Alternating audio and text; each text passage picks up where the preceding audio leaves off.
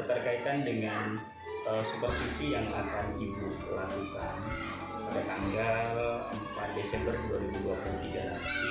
Jadi di sini Bapak mau nanya ada beberapa hal yang saya tanyakan dengan Ibu Rani ya. Ibu Rani itu nanti mau supervisi kelas berapa? Saya akan melakukan supervisi di kelas 5, Pak. Oh gitu, kelas 5 ya. Jadi materi yang akan Ibu sampaikan itu tentang apa sih? Materi yang akan saya sampaikan di kelas 5 itu tentang sifat-sifat cahaya. Oh gitu. Sifat-sifat cahaya ya. Terus nanti keterkaitan dengan materi sifat-sifat cahaya itu Bu, itu nanti harapannya itu seperti apa? Harapan saya untuk materi sifat-sifat cahaya ini, anak-anak di kelas 5 itu mengerti dan tahu tentang apa sih sifat-sifat cahaya itu, Pak. Ada berapa sifat cahaya, begitu, Pak. Oh, rencananya berapa jam Bu? Rencananya 2 jam pelajaran, Pak. Oh, rencana 2 jam pelajaran di sini. Terus gini, itu nanti area pengembangan yang akan Ibu capai keterkaitan pembelajaran nanti itu seperti apa sih Bu? Untuk pengembangan kognitifnya itu, siswa mampu menjelaskan tentang sifat-sifat cahaya. Kemudian untuk sisi afektifnya, Pak, akan disajikan dalam bentuk kelompok sehingga sikap yang ingin kita kembangkan itu dalam bentuk kerjasama dan tanggung jawab. Terus untuk psikomotornya, siswa mampu mempresentasikan sifat-sifat cahaya. Dan untuk KSE-nya, siswa diharapkan lebih mempunyai kemampuan memanfaatkan sifat-sifat cahaya. Wah, bagus sekali Bu. Jadi ada 4 komponen pengembangan ya yang akan Ibu angkat nanti. Pertama itu adalah kognitif, afektif, psikomotorik, dan rencananya ada KSE-nya ya, seperti itu. Oke. Jadi selanjutnya seperti ini Bu. Itu nanti kan akan dibentuk sebuah kelompok ya, sebuah kelompok. Nanti pengambilan kelompoknya itu seperti apa? Untuk pengambilan kelompok itu diusahakan secara heterogen, Pak. Oh, gitu. Heterogen. Yang pertama otomatis satu siswa dengan kemampuan tinggi, lalu satu kelompok lagi itu tinggi tengah. Oh gitu. Iya, Pak. Oh bagus ya. Jadi bisa ada jenjangnya gitu ya. Iya, betul. Oh gitu. Selanjutnya gini Bu, saya melihatnya sih bagus sekali keterkaitan dengan apa yang akan Ibu lakukan nanti di pembelajaran nantinya. Selanjutnya seperti ini. Konsepnya bisa Ibu beri gambaran singkatnya itu seperti apa gitu? Untuk gambaran singkatnya itu, Pak, yang pertama saya akan menampilkan permasalahan yang berkaitan dengan sifat-sifat cahaya. Kemudian lewat video yang saya tayangkan tadi tentang sifat-sifat cahaya, anak-anak akan mengamati dari video yang saya tampilkan. Kemudian anak-anak itu mengerjakan LKPD, Pak. Oh gitu. LKPD secara berkelompok lalu dipresentasikan ke depan kelas, Pak. Alhamdulillah Bu ya, jadi sayapnya keren banget. Mudah-mudahan saya doakan nanti pembelajaran yang akan Ibu lakukan itu berjalan dengan lancar, tidak ada halangan suatu apapun. Nanti sampai bertemu di tanggal 4 Bu ya. Iya, Terima kasih Bu. terima kasih. Itu sekian dulu diskusi kita pada hari ini. Iya, Pak. Mungkin Ibu juga sudah ada kepentingan. Saya ucapkan terima kasih Bu ya. Terima kasih Bu ya. Assalamualaikum. Waalaikumsalam warahmatullahi wabarakatuh. Assalamualaikum warahmatullahi wabarakatuh. Waalaikumsalam warahmatullahi wabarakatuh. Apa kabar hari ini, Nana? Baik. Sehat? Sehat. Hari ini sehat kan? Palen sehat tidak? Sehat. Habil, pimpin doa hari ini.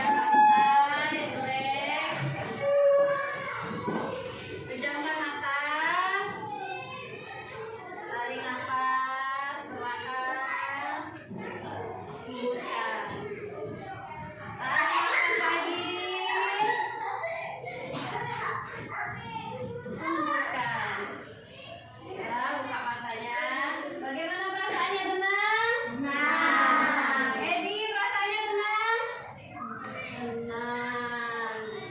Pak Ustaz, apakah perasaannya tenang? Tenang. Hari ini pelajaran apa? IPAS. Hari ini kita belajar IPAS. Materi yang akan kita pelajari hari ini adalah sifat-sifat cahaya. Tujuan dari pembelajaran kita hari ini adalah anak-anak mengetahui apa saja itu sifat-sifat cahaya. Silakan dibuka bukunya halaman 4.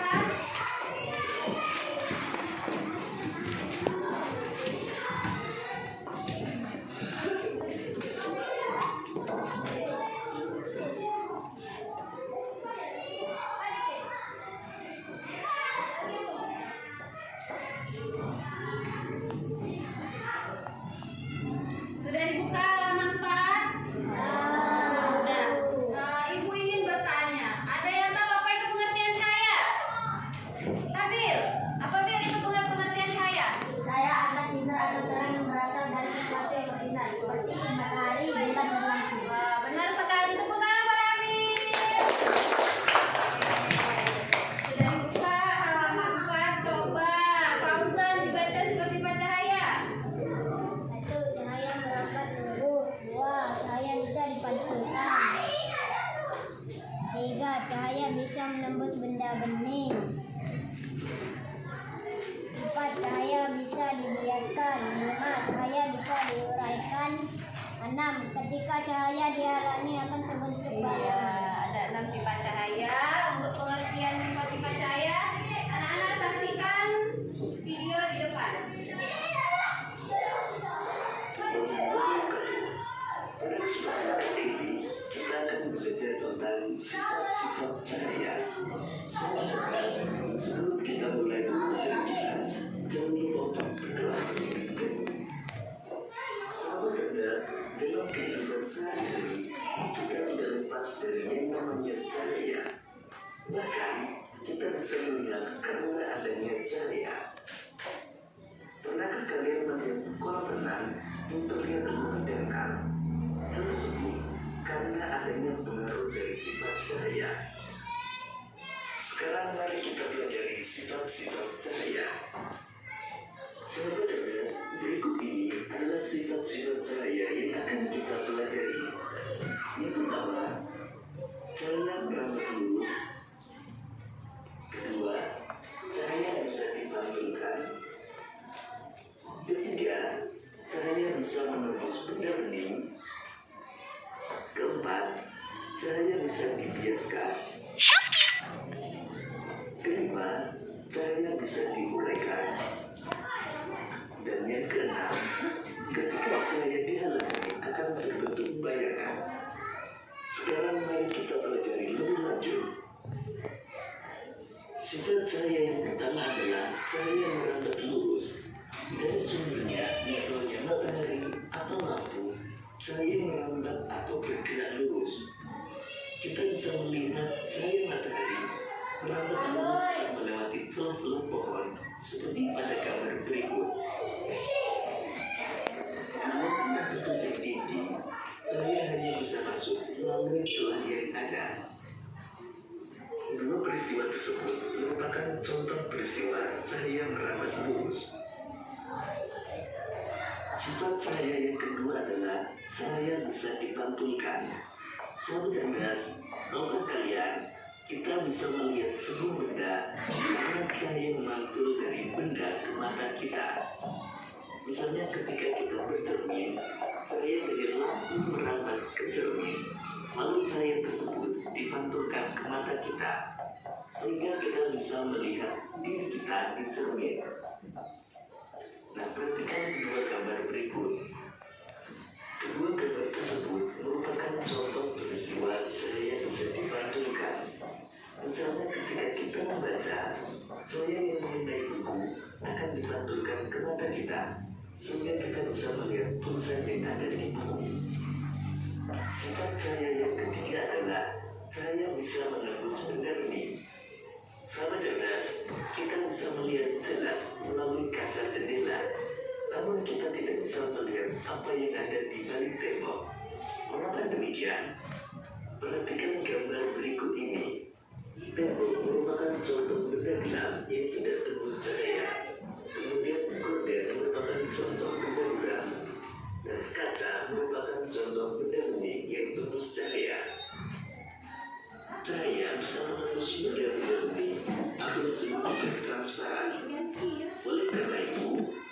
bisa melihat dengan jelas benda-benda tertentu melalui benda-benda transparan seperti kaca. Sebaliknya, cahaya tidak dapat menembus benda gelap seperti contohnya tembok.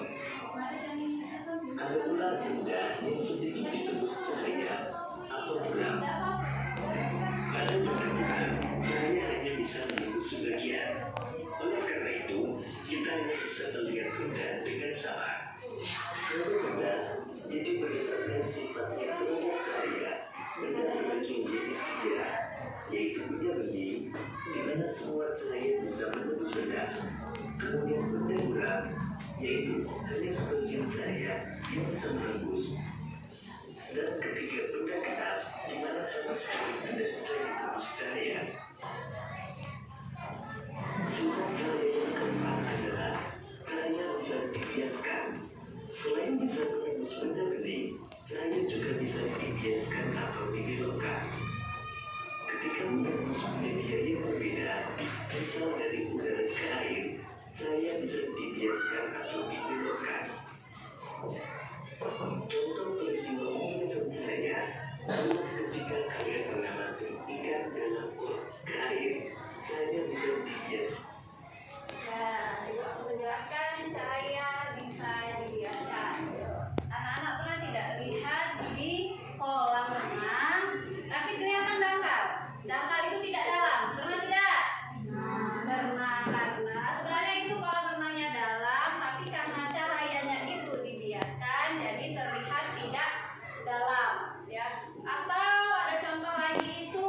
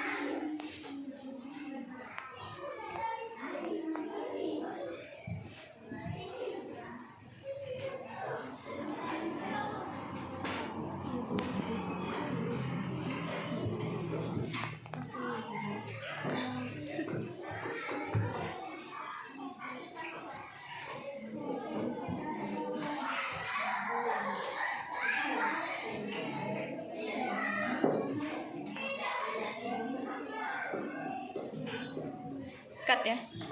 Ini ambil dulu, ambil dulu.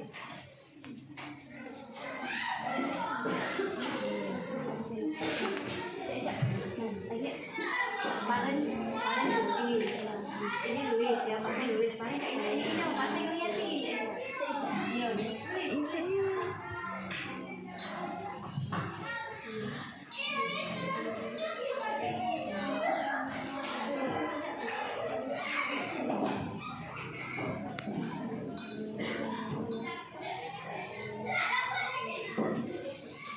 Kan Bagaimana kerja kelompoknya sudah selesai? Siapa yang ingin mempresentasikan ke depan? Kelompok siapa? Wah, semuanya tunjuk tangan. Coba kelompok Valen. Maju ke depan. Sini, praktekkan.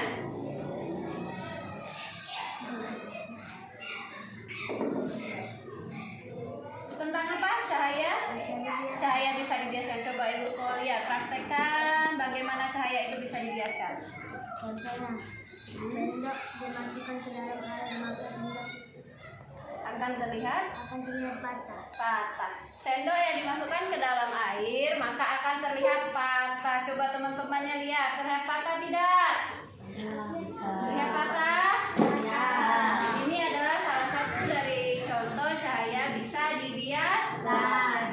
Duduk Valen, tepuk tangan buat Valen.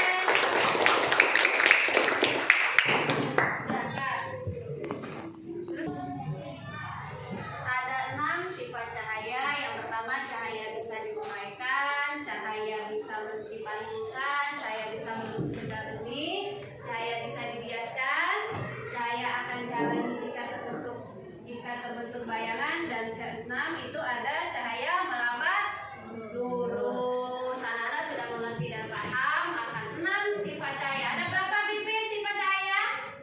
Ada 6. Ada berapa sifat cahaya, Salika? Ada 6 sifat cahaya. Demikianlah pelajaran kita sifat cahaya hari ini. Sebelum kita mengakhiri pelajaran, kita tepuk semangat dulu. Tepuk semangat. Semangat. Sebutkan lagi, ambil pimpin. Tepuk semangat.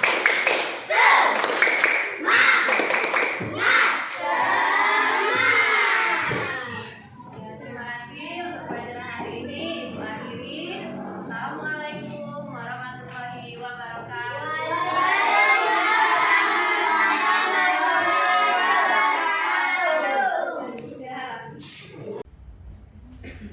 Assalamualaikum warahmatullahi wabarakatuh. Mohon izin kepada Ibu PP, Bu Desi Susanti.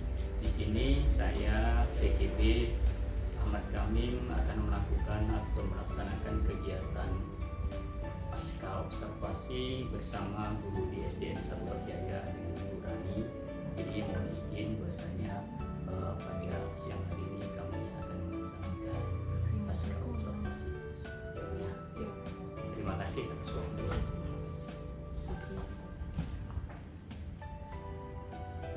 Assalamualaikum warahmatullahi wabarakatuh, Ibu Rani. Waalaikumsalam warahmatullahi wabarakatuh. Gimana kabarnya? Sehat? Alhamdulillah sehat, Pak. Alhamdulillah. Jadi alhamdulillah tadi pelaksanaan observasi telah kita lakukan bersama berkaitan dengan kegiatan pembelajaran yang telah Ibu lakukan. Jadi di situ saya melihat kegiatan Ibu dari awal sampai akhir alhamdulillah sudah bagus, Bu. Jadi seperti itu, kayaknya sudah keren. Namun ada beberapa hal yang menjadi pertanyaan dari kegiatan yang telah Ibu laksanakan pagi tadi seperti itu. Dari kegiatan pelaksanaan Ibu tadi itu adakah di situ hal-hal yang unik menurut Ibu? Ya baiklah, ada Pak, untuk hal-hal yang menarik dalam kegiatan belajar mengajar itu yang saya lakukan, itu siswa sudah bisa mencari tahu materi dan keterampilan serta masalah-masalah yang mereka hadapi, Pak. Dan untuk fasilitas sekolah itu sudah cukup mendukung dalam kegiatan belajar mengajar. Itu yang menurut saya menarik. Oh gitu. Alhamdulillah kalau seperti itu. Saya melihatnya juga seperti itu, pembelajaran yang Ibu lakukan juga sudah berpihak kepada murid, pokoknya sudah keren sih Bu gitu. Ya, terima kasih Pak. Itu juga masih ada yang perlu saya perbaiki dalam kegiatan belajar mengajarnya.